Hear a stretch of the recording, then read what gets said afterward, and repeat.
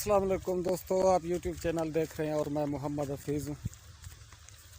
मैं इस वक्त मौजूद हूँ अपने गांव में।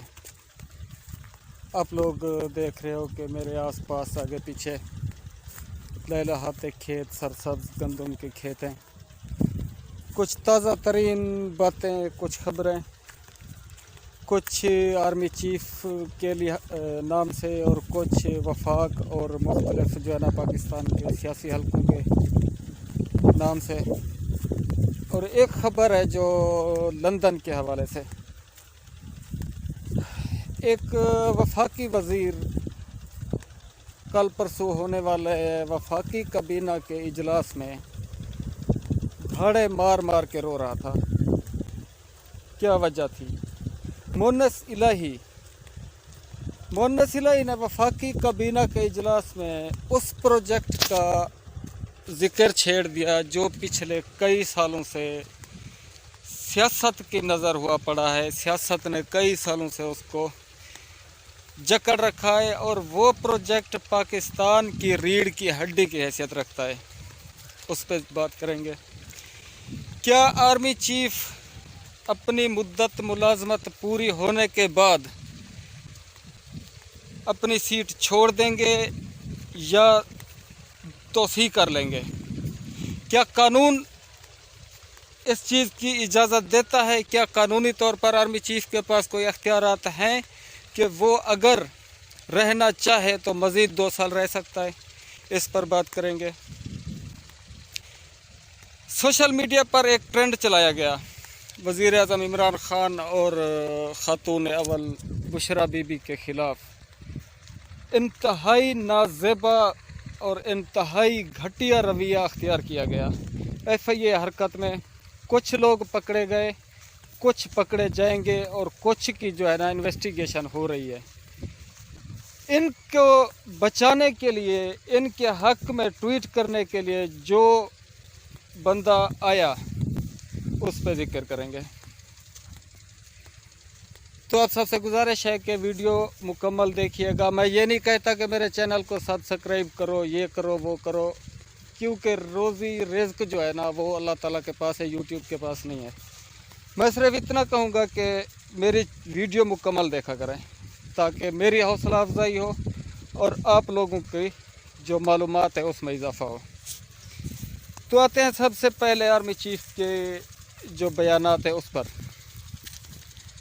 आर्मी चीफ की होने वाली गुज़िश्ता चंद दिनों पहले मुलाकात, अचानक होने वाली मुलाकात सदर आरिफ हुसैन अलवी और जनाब इमरान ख़ान के साथ, इसको लेके काफ़ी चाम गोयां हो रही थी। काफ़ी लोग, काफ़ी हल्के जो है ना मुख्तलिफ़ किस्म के बयानात दे रहे थे कि ये अचानक जो मुलाकात हुई है इसके पीछे क्या है, यानी कि किस लिए ये मुलाकात हुई, इसमें क्या तय किया गया है, इसमें क्या बातें की गई। क्या आर्मी चीफ वज़ीर आज़म और सदर आरिफ अलवी के पास नए वज़ीर आज़म की नए आर्मी चीफ की तकर्री के हवाले से गए थे या अपनी मुद्दत मुलाजमत में तौसीह के लिए गए थे? काफ़ी सारे जो है ना सियासी हलकों से जो मुखालिफिन में से थे, काफ़ी बातें हो रही थी इस चीज़ को लेकर, काफ़ी प्रोपेगेंडा हो रहा था कि आर्मी चीफ क्या करने गए थे। तो इस मुलाकात के 24 घंटे के बाद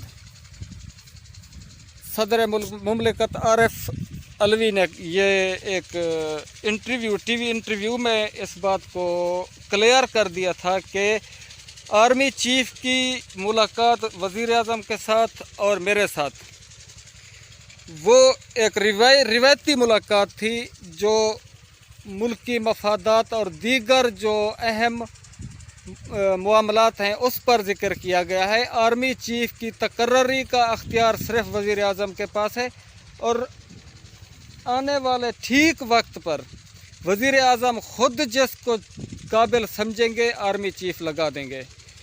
ये इंटरव्यू होने के बाद काफ़ी लोगों की जो है ना बातें बंद हो गई, प्रोपेगेंडा ख़त्म हो गया। वरना एक अजीब किस्म का माहौल पैदा किया जा रहा था सोशल मीडिया पर ताकि कन्फ्यूजन पैदा की जा सके।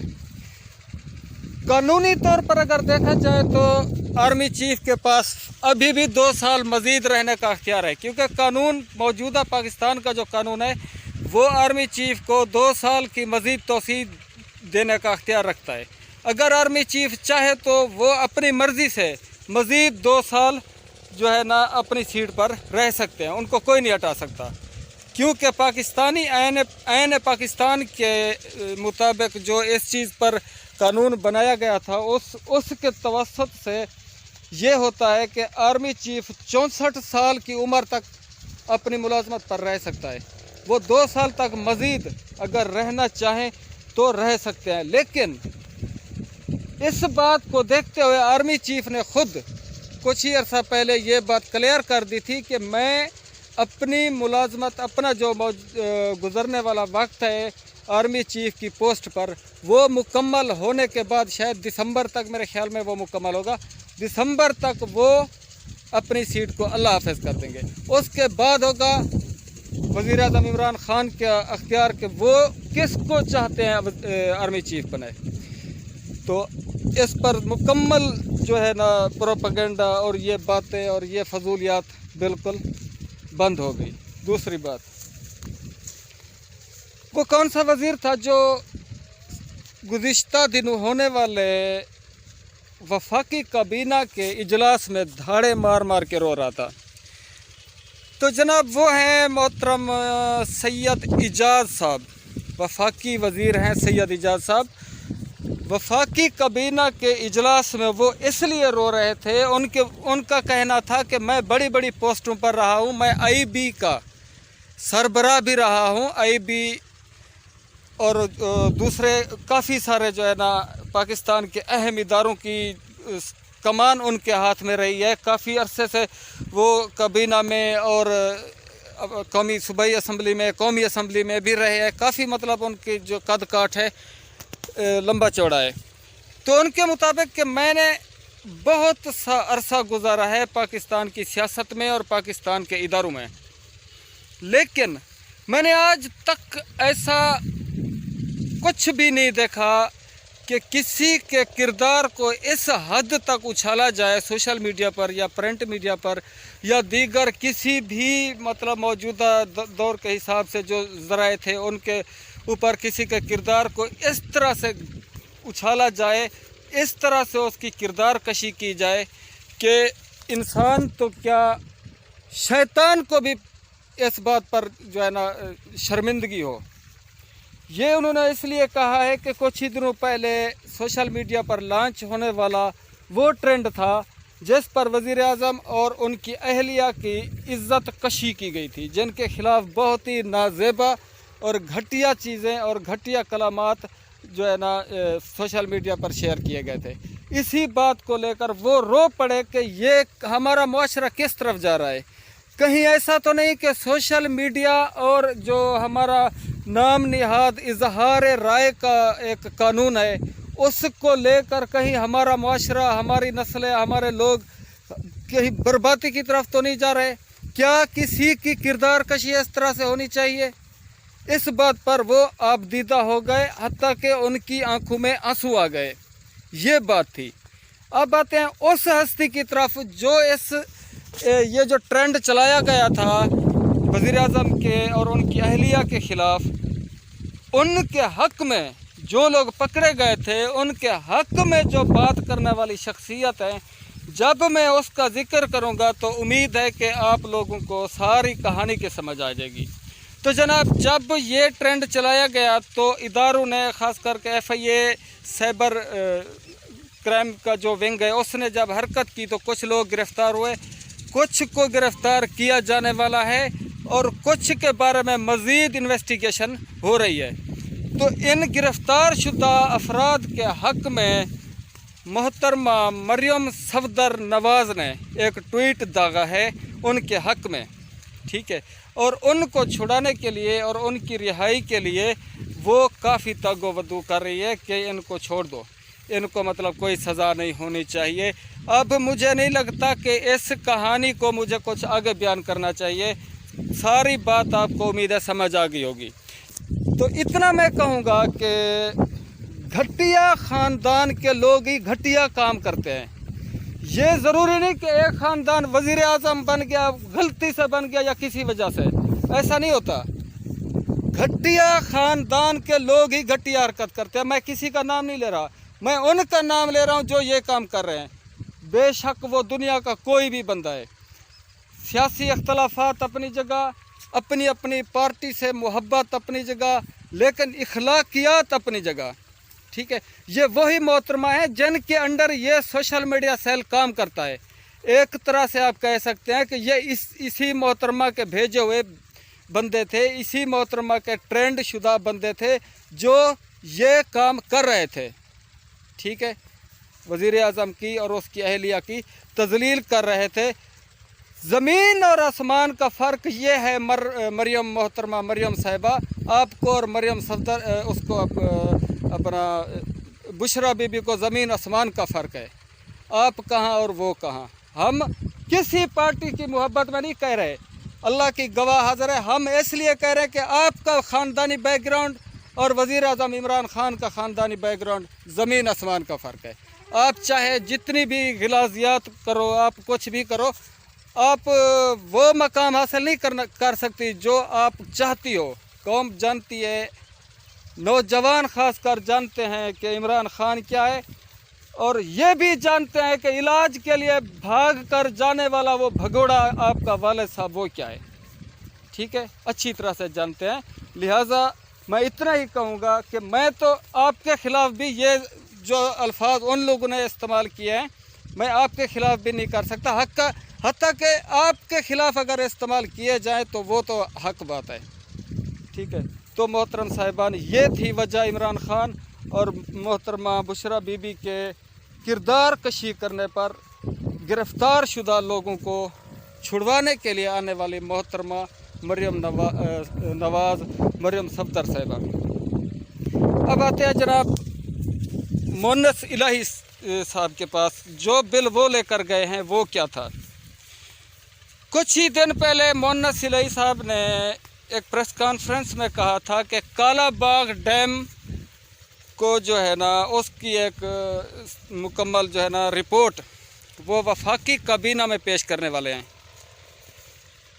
اعلان انہوں نے یہ بات کی تھی اور وہ کام انہوں نے کر دیا.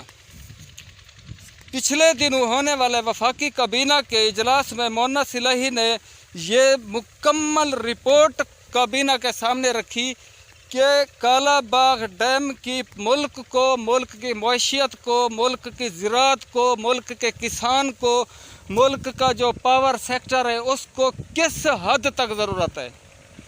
لیکن وہ یہ سوچ کر آئے تھے کہ ان کی جو ٹیم ہے، ان کی جو کابینہ کے جو لوگ ہیں، خاص کر جو وفاق کے لوگ ہیں، جو ان کے مطلب ساتھی ہیں، وہ ان کو اس پر کافی سپورٹ کریں گے اور اس پر ان کا ساتھ دیں گے.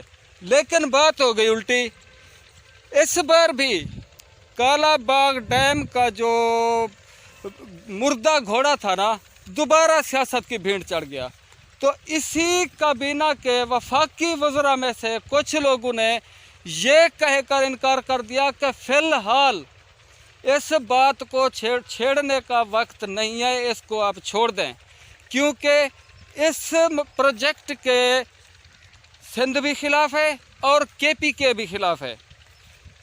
یہی بات ہے کہ پھر سے یہ سیاست کا جو ہے نا سیاست کی بھیڑ چڑھ گیا کالا باغ ڈیم کا منصوبہ. اسی بات پر یہ جو رپورٹ تھی اس کو روک دیا گیا کہ بلدیاتی الیکشن سر پر ہیں، اگر اس بات کو چھیڑا گیا تو سندھ اور کے پی کے سے پی ٹی آئی کا بچی کچی پی ٹی آئی کا صفایا ہو جائے گا. پی ٹی آئی کو بچانے کے لیے میں صاف الفاظ میں کہتا ہوں اپنی ساکھ کو یا اپنے جو ایک سیاسی جو ان کے مفادات ہیں ان کو بچانے کے لیے ایک بار پھر سے قوم کا جو اتنا بڑا پروجیکٹ ہے اس کو دوبارہ سے سیاست کی بھیڑ چڑھا دیا گیا. لیکن ہم حیران اس بات پر ہیں کہ وزیر اعظم عمران خان تو فرنٹ لائن پر کھیلنے والے ہیں، لیکن ہمیں پھر بھی امید ہے کہ وزیر اعظم عمران خان کسی سیاسی مفادات کی خاطر इस प्रोजेक्ट को भी जो है ना सियासत की भींट नहीं चढ़ने देंगे, जो कि मुल्क, कौम और इस पाकिस्तान के एक एक बच्चे की सबसे बड़ी ज़रूरियत है। हम बाकायदा एहतजाजन वज़ीर आज़म इमरान ख़ान से कहेंगे कि ये प्रोजेक्ट होना चाहिए, हर कीमत पर इसको जो है ना अप्रूवल देना चाहिए और इस पर काम होना चाहिए।